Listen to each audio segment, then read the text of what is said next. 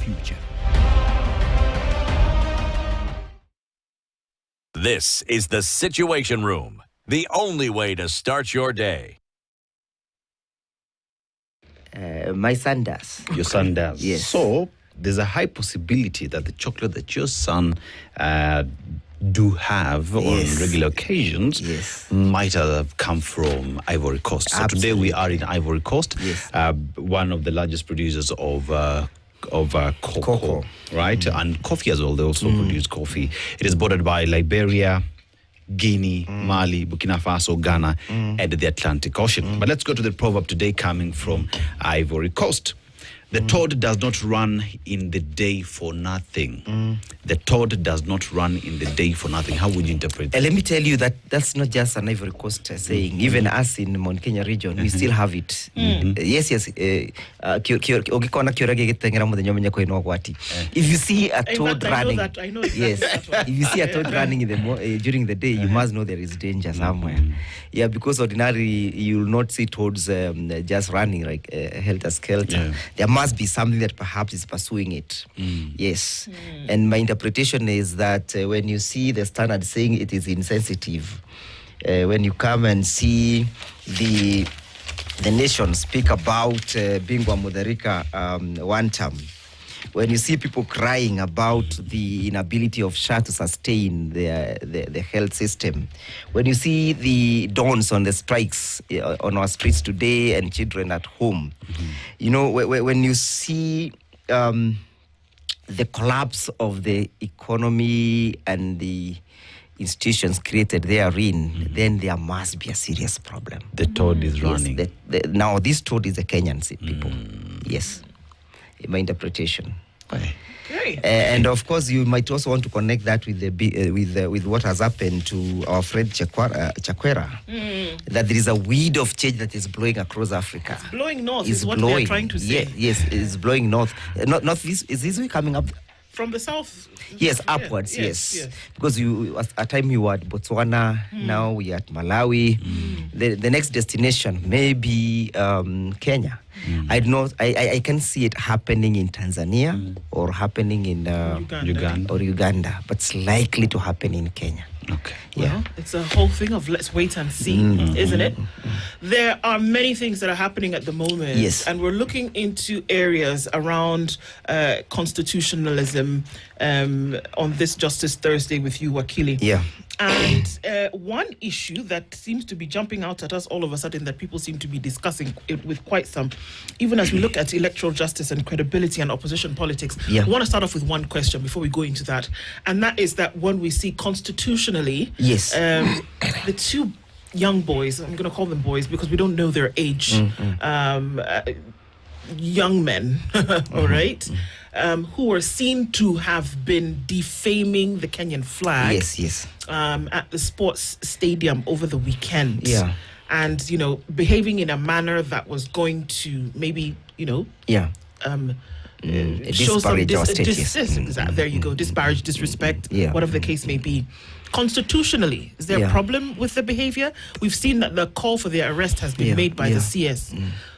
And he says, let the law take its course. Permit me to first of all bring greetings from my party leader, His Excellency Kalonzo Musyoka, and his partners Rigathi Gachagua, Martha Karua, Justin Muturi, and Eugene Wamalwa. Okay, we have received greetings. And they've told me when I get here, I tell you that upinzani uko chonjo na wako tayari. Okay. Now, I do not want to take that case as an isolated case. Okay. All the boys did. I want to take it as a situation whereby people are losing confidence with the state. The state has failed to live up to the expectation, to the legitimate expectation of Kenyans. While I do not think that whatever happened is right, while I do not think that the boys did what is correct, I am also a bit hesitant to condemn them. Okay. Because if you look at our constitution, it has created a right to self-expression, freedom of self-expression. What I do not know is that, and that right itself is not limited.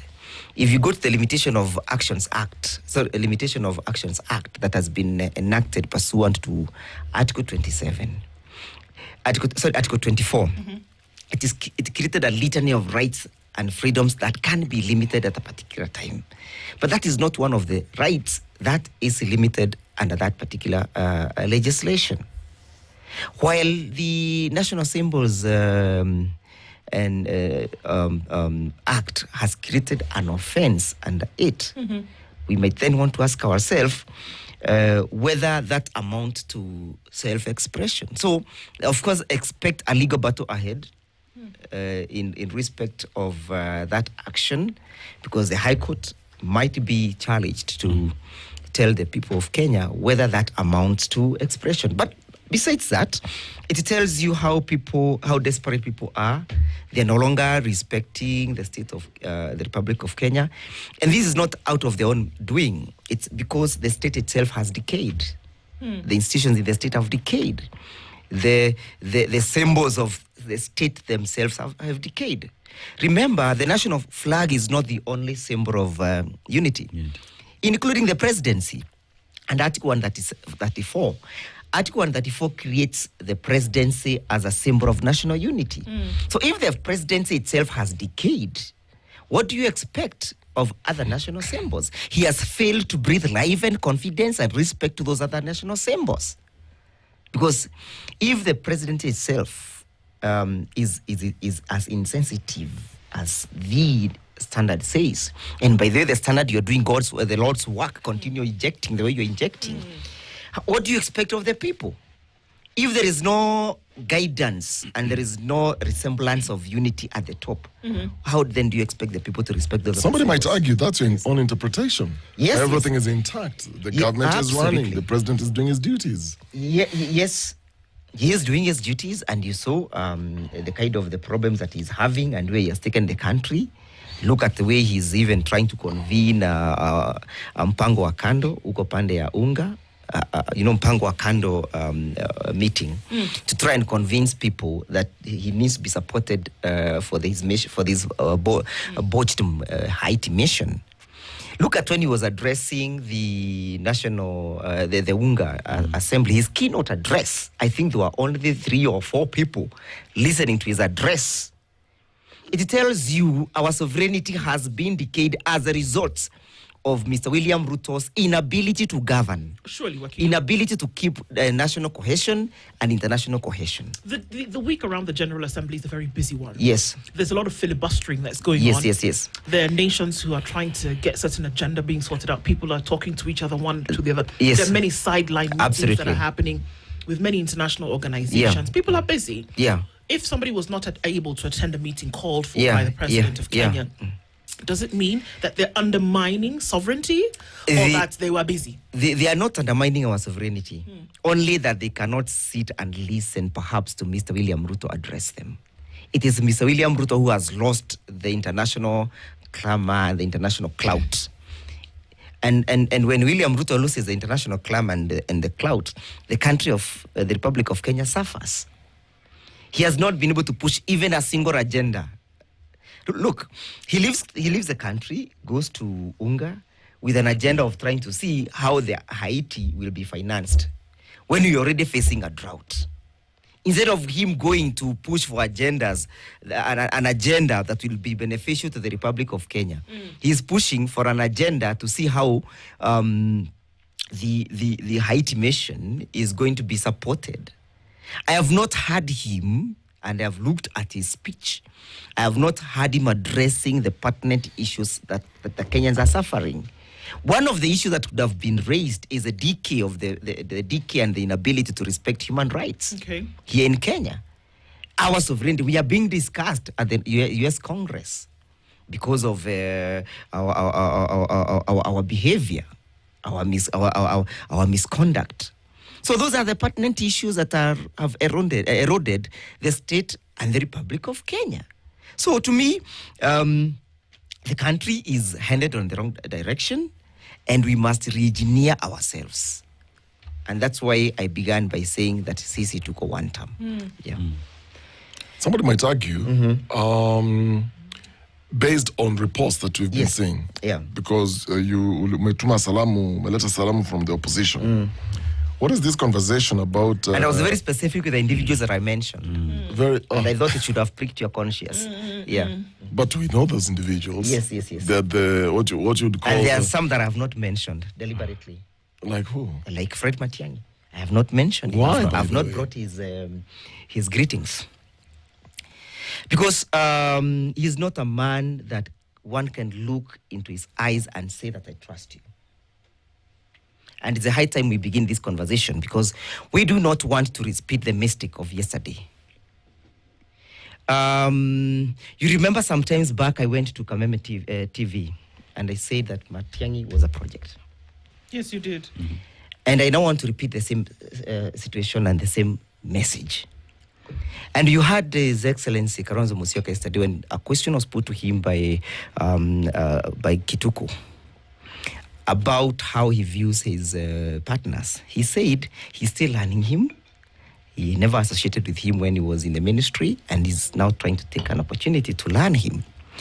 But you know what they say when you see something like that walks like a duck, quacks like a duck, waits like a duck. It's not a camel. It must be a duck. Now, look at the events and the unfolding events that led to the alleged unveiling of Fred Matiang'i as a candidate.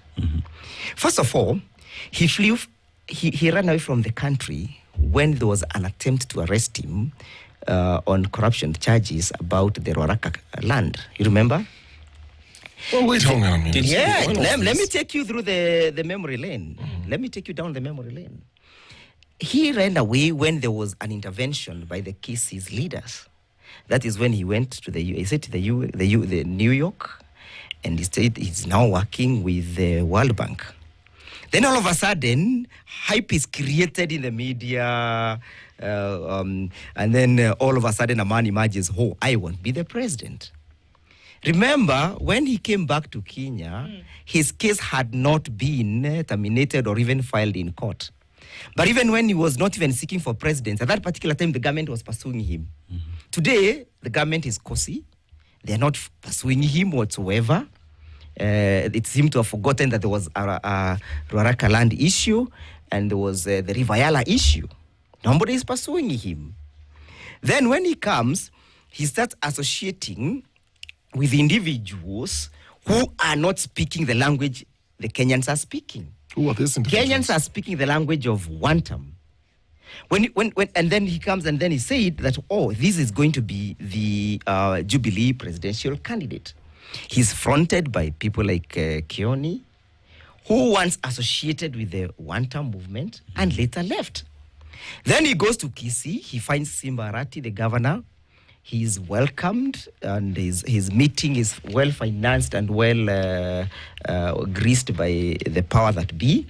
And all of a sudden we think, here is a big man with big clout and big supporters in Kisii, without knowing the underworks that were taking place for him to be in a position to hold that meeting. But Degwa. Yes, let me just finish one thing. Then his associates then say, we do not want one term in Kisii. We make arrangements with him, the opposition. When we took the tour to Mombasa, the next tour was supposed to be Narok, Kisii, Nyamira, Western, Kisumu, Western, that circuit.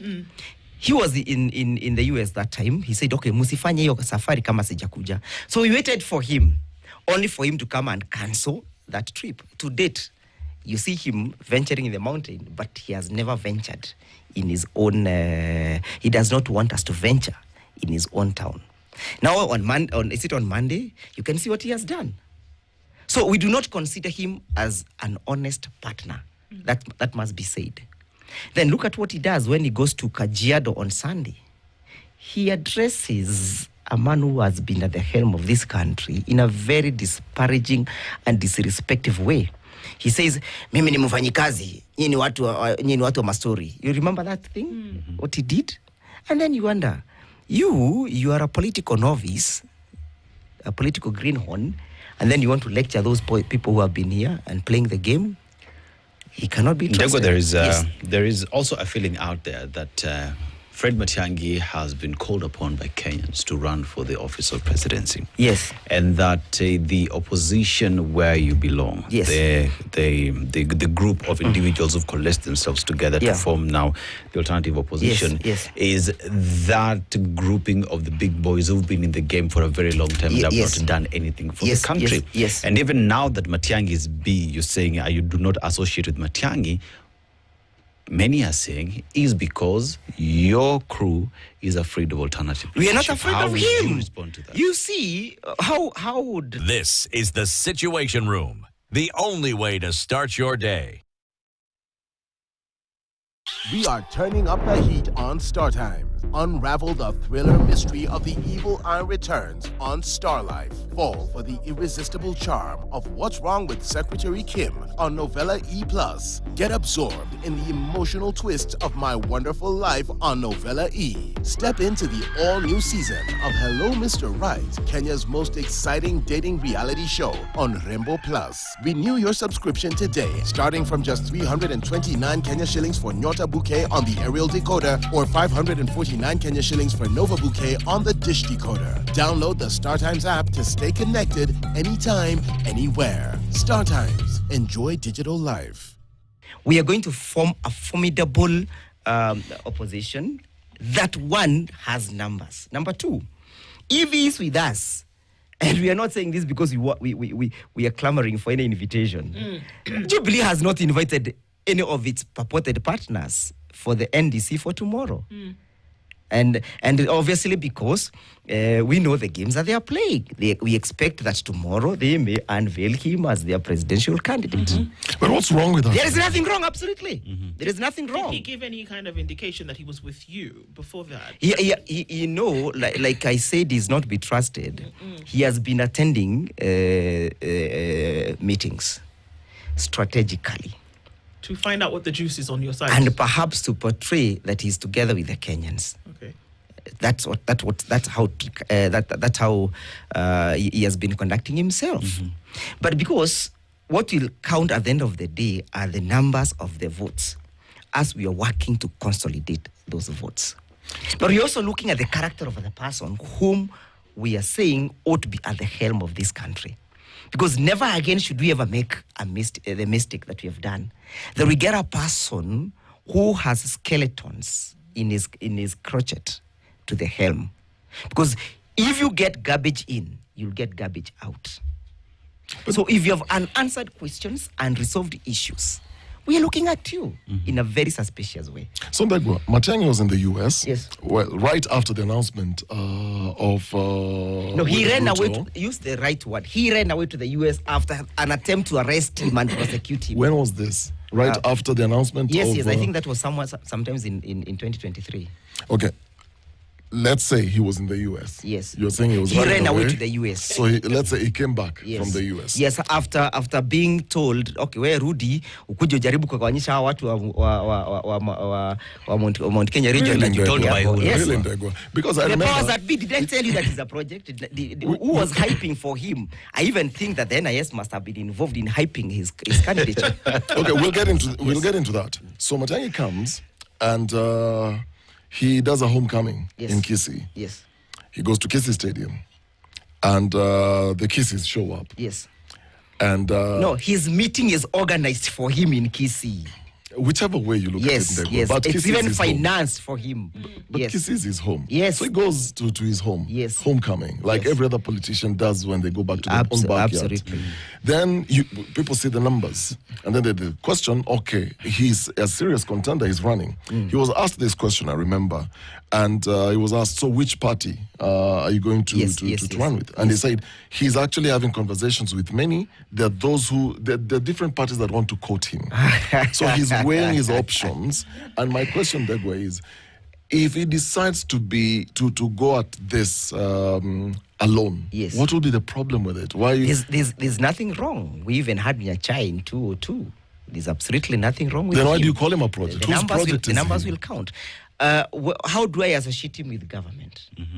I associate him because, one, you remember a while ago, whenever we would make an attempt to go and meet the people, would be met with a lot of violence from the state. Mm-hmm. For him, he has been joyriding and smoothly flowing. Number two, the party that is now purporting to sponsor him, Jubilee Party, when William Ruto came into power, had a lot of problems with the Jubilee.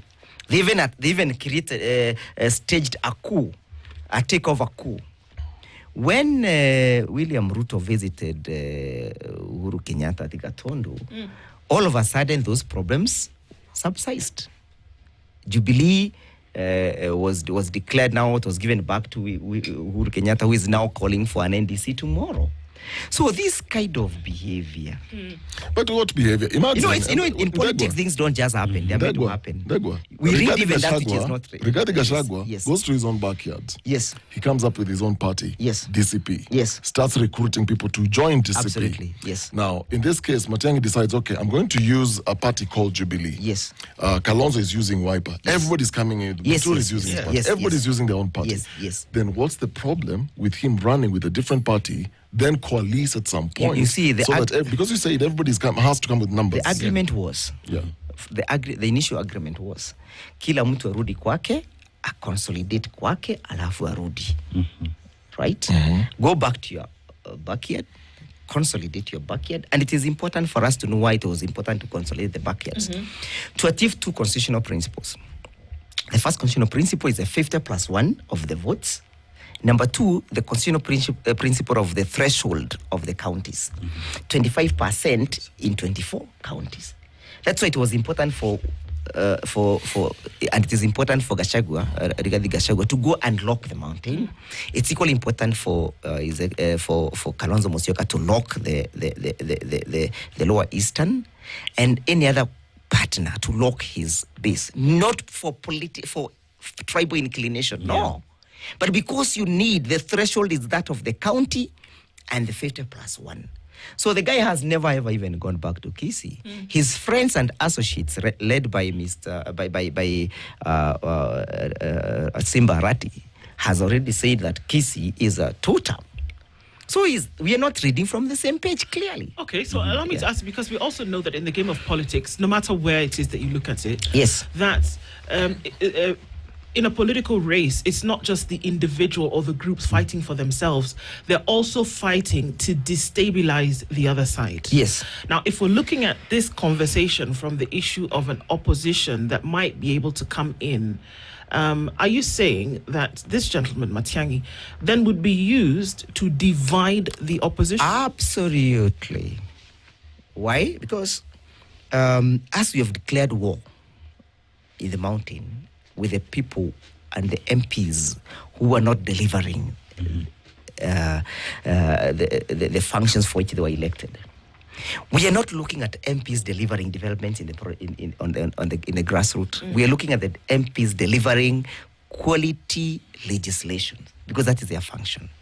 So we have taken a vow in the mountain. Any MP, member of parliament, who is not delivering the reason for his election, that is legislation, we are sending you home.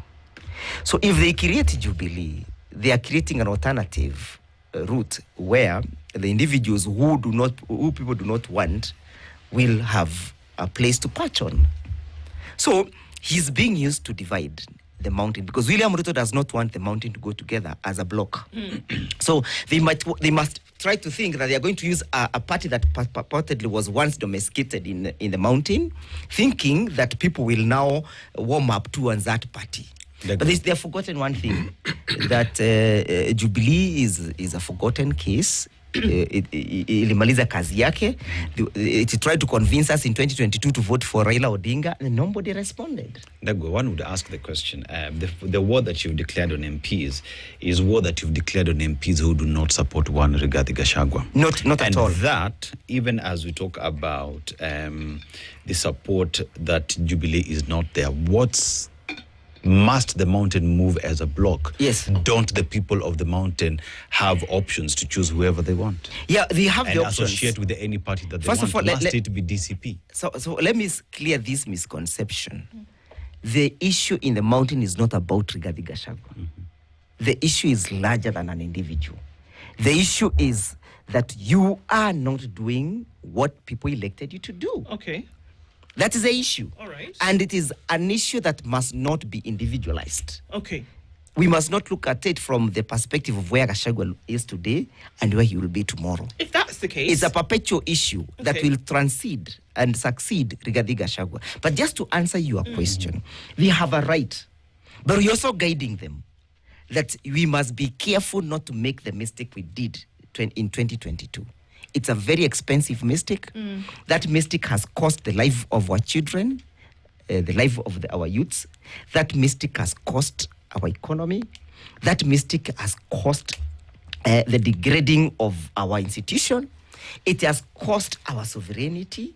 It's a very expensive mistake that must not be allowed to be repeated. But as I finish, and because the mountain has a bulk of the votes, the votes that can tilt the balance in favor of William Ruto, we must be very careful that we nurture these votes carefully to make sure that the votes are wisely used to liberate this country. But Ndegwa, you talk about the mistakes that happened in 2022, yet that seems to be the same thing that you want to repeat, because you want the mountain to move as a block the same way it did in 2022. But you see difference? Now, we are telling the mountain, we are not just going to vote with our emotions, we are going to vote with our head. And that's why we are saying, when it comes to 2027, the last 1 week to the elections, tutahakikisha baa zote zimefungwa ili watu wakienda kwenye uchaguzi waende wakiwa na akili timamu. Okay, so I often also again looking at the process of politics towards an election or at whatever level it may be. So is this coming together? This opposition, is it coming together to send President William Ruto home, or is it coming together to have alternate leadership? Absolutely. Because the two are not, they're not the same. Yeah, I was waiting for that question, and thank you so much for putting it to me. We are uniting together to send William Ruto home. That's the first agenda, one term. Why? Because you cannot speak about abduction if William Ruto is still the president. Because he's the author, he is the perpetrator, he is the owner of abductions.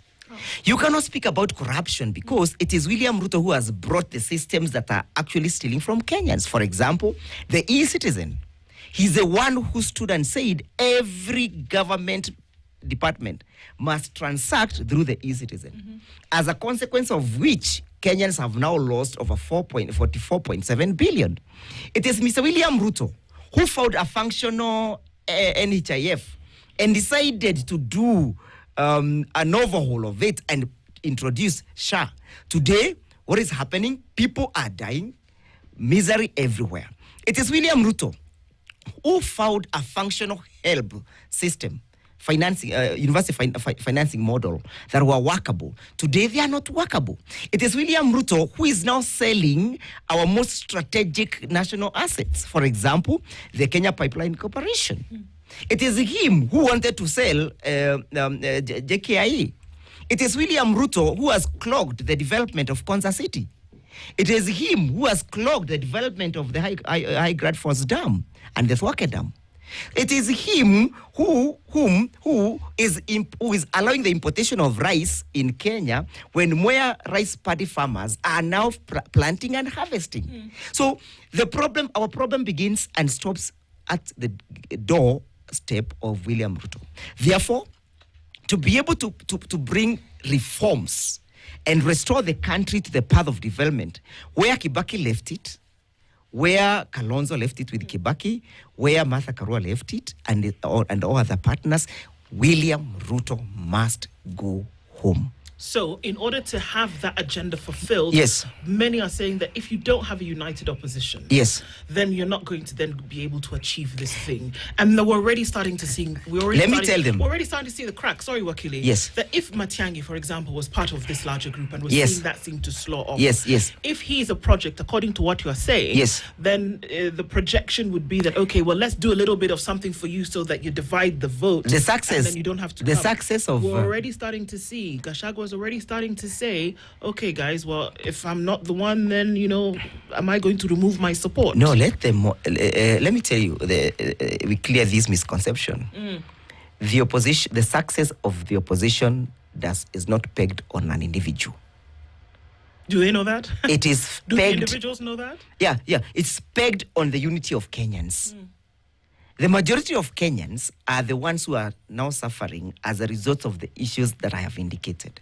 So even if one individual goes, he does not go with the Kenyans. Kenyans are still there, waiting for reforms, waiting for change, waiting for liberation. So if one individual decides to bolt out, Kenyans are still solidly behind the clamor for change. But Wakili, you see Kenyans are also saying for the award, in the sense that each and every person, especially who's been involved with the current president, William Ruto, should go, because then again, we'll just be recycling leaders. And key person in leading that is DCP leader, Rigathi Gachagua. And Kenyans are saying, we want new leaders. We do not want to recycle, and we want to chart our way forward. Let me tell you, it's one thing to say, and one thing to have a strategy of delivering that aspiration. We must understand that whether you like it or not, the voting in Kenya will be influenced greatly by regionalism. Regionalism will have a great role to play in the Kenyan politics. And that is why William Ruto regionalized the mountain in his favor in 2022. So we shall first of all consolidate the votes from where we come from. And the votes and all those individuals at the helm, be it Rigathi Gachagua, be it Martha Karua, be it Justin Muturi, be it Eugene Wamalwa, be it Kalonzo Musyoka, those are just trustees of those votes. Because the whole community cannot negotiate. All right. The entire Mount Kenya cannot negotiate, and so it is even Western, and so it is even for Mombasa. So those are just trustees of those votes. There's a question that's swirling around, and of course, it's a Justice Thursday conversation, so it's necessary then to be able to ask this. Most recently, about a week ago now, former Deputy President Rigathi Gachagua talked about what he would do if he were president. Yes. Giving people the idea that there is a possibility that he would want his name to be on that ticket. Yes. Legally, pursuant to the impeachment. Yes. Can he actually run Can he for run? president?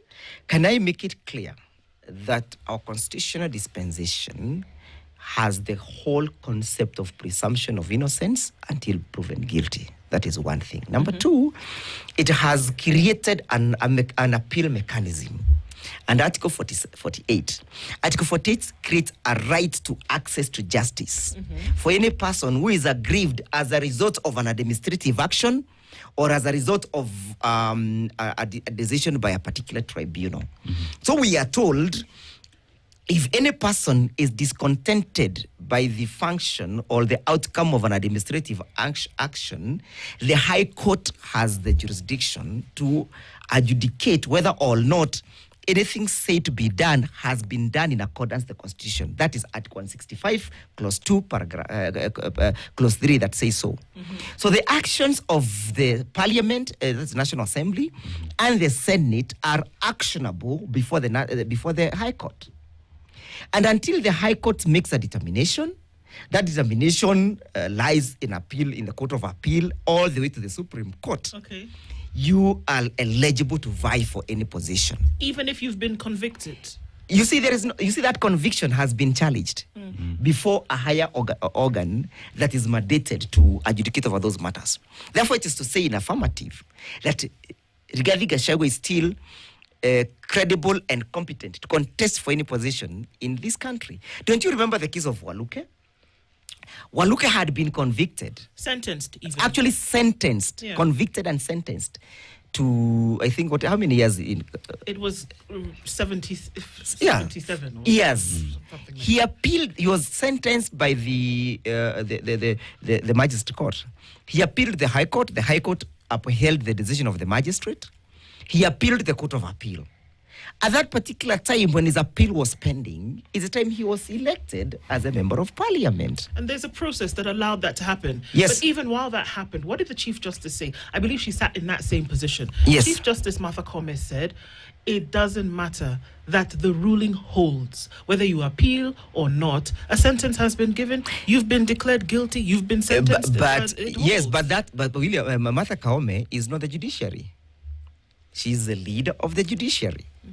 She will have to wait until that appeal is brought to the Supreme Court so that she can pronounce herself in the manner she so wishes to pronounce herself. But as at now, the statement that she gave was given just like the way Ndego is giving his opinion here. It has no any jurisprudential value whatsoever. Rigathi Gachagua can actually get on the ballot. He will be, if the opposition decides that it is him who is going to hold the flag, he will be in the ballot. He will be in the ballot. Because it is our constitution that has created those mechanisms and those avenues. Yes. So in this case, Gachagua said that it's the numbers that will speak. Not Gachagua. It is a reality of democracy. Well, I'm quoting Gachagua It's the reality of democracy. It's the reality of democracy. Yes. But Gachagua said this the other day. Of course, in pursuant of that reality. Yes. Yes. He said that you're just being a lawyer. Pursuant to that reality.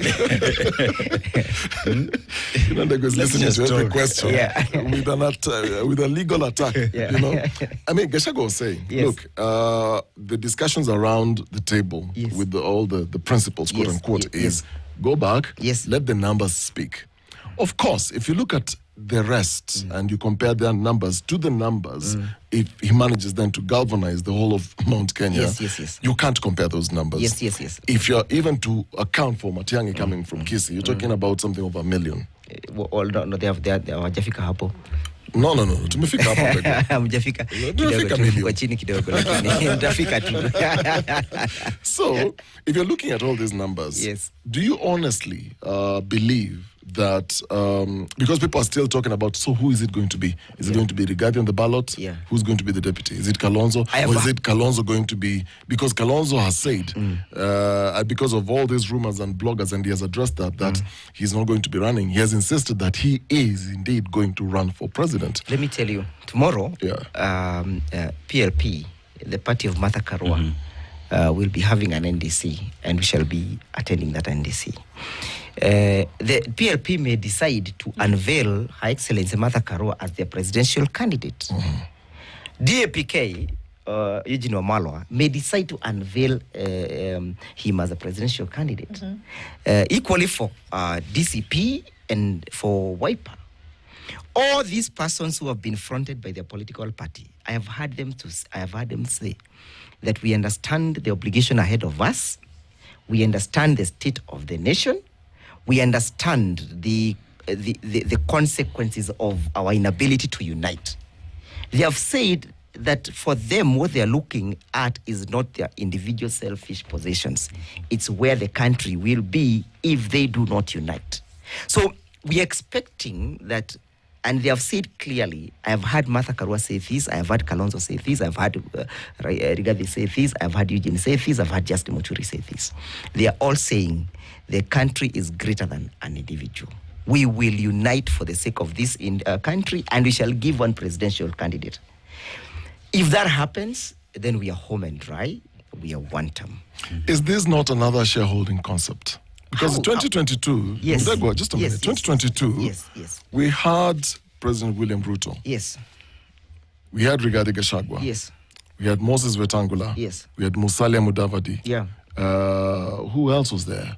Muturi was actually there. Justin Muturi was there. Yes. a number of these people there. Now, because there's been a fallout, and back then, Gachagua is on record that there was a shareholding ideology around them coming together to form government, and that because is they true. wanted to kick Uhuru out. And that is true. Yes. Okay, so now... Actually, and we presented this in the Senate, that even the shareholding agreement, where people are benefiting with 30%, is actually from the mountain who never got any share of the shareholding. If you look at what was given to Weta and Musalia Mudavadi, it was 30% of the government. Us, we never got anything, because we are not driven by selfish interest. We are driven by the desire to liberate this country. That is why Kimathi was butchered by the British. But how can you say that in the same sentence? That you wanted your 30% shareholding, but you didn't get it. It was never given to us. You didn't get. No. You're fighting for the people. When I have heard Rigathi Gachagua say that when he went on a round table with William Ruto to negotiate, what drove him then is what is driving him now. The ability to have this country governed correctly. That is why for him he was not driven by how much am I getting or my people getting. That's why we never produced any shareholding agreement at the Senate. While we were able to present one for PA led by Kingi, we were able to present a shareholding for Ford Kenya and even ANC. You never saw any agreement between Rigathi Gachagua and William Ruto. Because that is not what drives us. That's not what takes us. Is this not another shareholding? My question was another shareholding concept, because you're talking about Martha Karua as a key principal. The unfortunate thing is, the people with the votes must come together. That is the constitutional architecture of our democracy. So we can't run away from this shareholding We cannot thing. run away, because you must mobilize 50+1 of the total of the votes, and you must mobilize 24 counties or 25 counties out of the possible 47 counties. All these counties are domiciled with either a Kisi, a Kikuyu, a Luo, a Mijikenda, a Taita, or a Somali. Made up of the country's tribes, in other words. Yeah, these countries are domiciled. These counties are domiciled with different segmented tribes. So, if you want to negotiate with the people from Wazirigishu, for what I'll do, I'll go and try to see the Wazes there. I'll tell them, I need you to help me. If they ask me, Ndego, what are we getting in return? I'll tell them what we are getting in return. We are going to restore the rule of law that works for everybody and not a region. So we are going to restore constitutionalism that works for everybody. So are you saying that that's the question? That when people are being met with an option in terms of leadership, the first question that they ask you is that what are we getting in return? Yes, that has been the tradition. Kenyans are asking, what am I getting if I vote for you? That has been the tradition. But you can now say we are changing that trajectory, because we are telling those people who are asking us, what shall we get? We are telling them, you shall get a government that is functional. You shall get a government that is properly good governance. You shall get in return accountability. We shall get in return transparency in the manner in which we conduct our businesses. The rule of law shall reign. The respect for properties and human rights shall be upheld. We are telling them we shall enhance accountability. We are telling them we shall enhance inclusivity in our government. That is the promise we are giving to Kenyans in return for their votes. Ndego, how can one trust that promise if at all the individuals who have been there are the ones who have seen the country go to the dogs? How can Kenyans start and say, I believe so-and-so will bring constitutionalism if they were there when constitutionalism was being disrespected? You must understand one thing. That the fact that Kalonzo Musyoka is there, the group that is now behind him, some of them were there before, and they're also new entrants. And so it's even for people like Martha Karua, people for Rigathi Gachagua. For example, today, if you've looked at the Standard about how people are responding to this issue of Matiang'i, there's a very young girl called Njeri. She's a youth leader. Nobody knows Njeri. But today, she's writing in the papers. A very young girl. You know, that tells you, in Kikuyu, you see, at page 8, you'll see. In Kikuyu, we say, and I'll interpret, Wadhi wa kura wenda gonge. that is to say, like the way you unaongezea mtu maarifa. Kwa hivyo wale watu ambao wako katika upinzani siku ya leo wanazidi kuongezea wale ambao walikuwa pale maarifa. And that is why now the conversation is not about what shall this community get. The conversation is that the entire country will get the provisions of Article 10 implemented. Inclusivity, equity, equality, accountability, transparency, good governance, the participation of the people, the sustainable development, human rights, the rule of law, democracy. Those are the governing principles under Article 10. So voting for opposition, you are voting for the implementation of Article 10. It shall not be the shareholding anymore. It shall be, our shareholding shall come from Article 10 of the Constitution. Respect of our institutions. We are telling them, if you vote for opposition, Article 43 shall be implemented in a manner that is not oppressive. For example, you had yesterday's Excellency Kalonzo Musyoka say that one of the oppressive mechanisms the government has used of the day is that they have created an unsustainable taxation regime. They have maintained them and sustained them. What we are saying in opposition is, we shall sustain a predictable taxation regime. We shall not have a fluctuating taxation regime that today every finance bill is introducing different concepts of taxations. So that then any person who wants to invest in Kenya, we look at our taxation regimes, be it income tax, be it domestic tax, be it, all those taxations. He will know for the next 5 years or 6 years, these taxation regimes are not bound to change. So you are therefore able to plan your financial plans in respect of the a stable financing regime. So you'll not see people on the streets going to say, oh, sorry, tomorrow we are having a housing levy, another day we are having these levies. Our taxation regime shall be predictable for a given period of time so that you can create stability in the taxation and in the business world. We are saying, if you vote for the opposition, the respect for the Bill of Rights shall be upheld. One of the biggest challenges we are now currently having is that our titles are no longer respected. Today you'll go at the land registry and you find that your title has been converted, has been changed, has been transferred. If it existed in the first place. And somebody has taken out a loan. So we are saying, you cannot create a democracy or excite investment if the investor is not sure whether the titles shall be respected. Recently, as like Okari, just one very important thing. Yes. A client from Bangladesh, we were consulting for him in our office. And we gave him very good advice. And then he put a question about the question of taxation. I told him, because I have a duty to tell him the truth, is that one, I cannot guarantee that this taxation is about to remain the way it is. It may fluctuate either in favor of the business world or in favor of government. He also, then he asked me, by the way, do people respect property rights in Kenya? I told him today, the current regime that we have does not respect property rights. You may lose your property courtesy of fraud. Do you know what? He said then, if you cannot respect the Bill of Rights in respect to ownership of property, how then shall we come to invest? Because investments must be done on land. Degwa, I must ask you this. Yes. Because you've said some very, very nice, wonderful things. Yes. I've covered, I think, 3 elections. And every time you will hear, before an election happens, you will hear all these promises. It's all good talk. And a lot of times it's been very disappointing. Yes. We are all disappointed. And I want to point you to something. So these principles, Rigathi Gachagua, for example, because all this change that you're talking about is going to be brought about by these same people. By individuals, yes. So Rigathi Gachagua was first elected Madeira MP 2017. Yes. Kalonzo Musyoka was first elected as MP 1985. Yeah. Eugene Wamalwa 2007.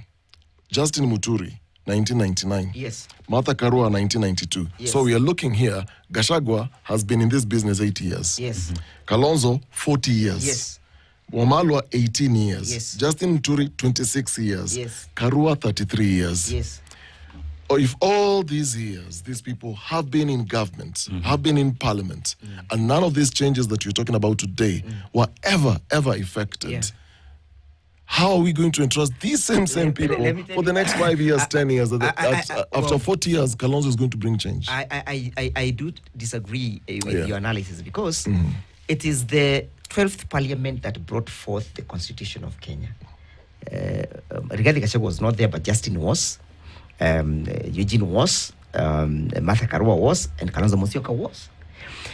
Let me tell you, if there is anything that ever happened in this country, if it was to be implemented, that would change the manner in which we govern ourselves for the Constitution. They brought this Constitution to themselves, knowing that at a particular point they would wish to be president and it would limit them. But they agreed to that pledge. They agreed to that covenant. So to me, a person who brought and participated in bringing forth the new Constitution understands the state and the nation that we used to have. Because if we were only to implement Article 10 peke yake, we would not be where we are. For example, we would not be speaking about a corrupt system of the e-citizens, because there would be transparency and accountability. Any person who is accused of having violated that law today would be speaking about him being charged. If we had transparency, we would not be speaking about the importation of fake fertilizer.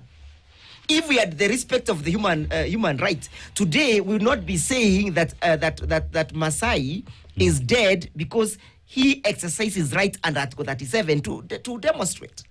So the biggest problem that we have is the failure to implement the Constitution. And that's why I have this very clear conviction that if we implement this Constitution, this country will change forever and ever. And any person who says that you want to make Kenya a Singapore, and he does not quote Article 10 and does not rely on the Constitution, that person is a liar. So the 2027 election, one of the things that we are going to look at is your ability to implement this Constitution. And if you are corrupt, you cannot implement it, because the Constitution will catch up with you. If you committed atrocities and you killed people or you stole land, that Constitution, you are not the best person to implement this Constitution, because the Constitution will catch up with you, and therefore you cannot cut the hand that feeds you. That is why the character of the individual that we are going to elect matters a lot. We must analyze the character of that particular individual. And not just to vote, just to vote. All right. Let's vote that person who is telling us, I will implement the Constitution from Article 1 to Article 260 of the Constitution. All right. Wakili Ndegwa Njeri has been our guest this hour, and this is what we're looking for. Time Meisha. Imagine. How now? Just like that. Like they say, time flies when you're having fun. We're just getting started. And that's why we have to do it again. So you have these conversations front and center to keep the discourse flowing and to keep it current. Yes. Thank you for being part of this conversation this morning. Thank you so much. And we'll continue looking into how this plays out, because there's some time coming. It's going to play out. Yes. So I've already given the Kenyans our manifesto. Okay.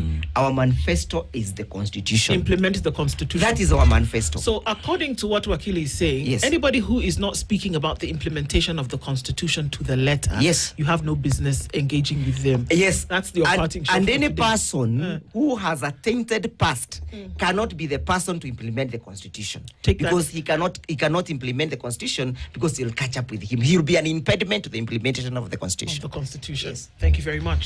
At 3 minutes past 8. Good morning. This thing need to be like. This is the Situation Room, the only way to start your day.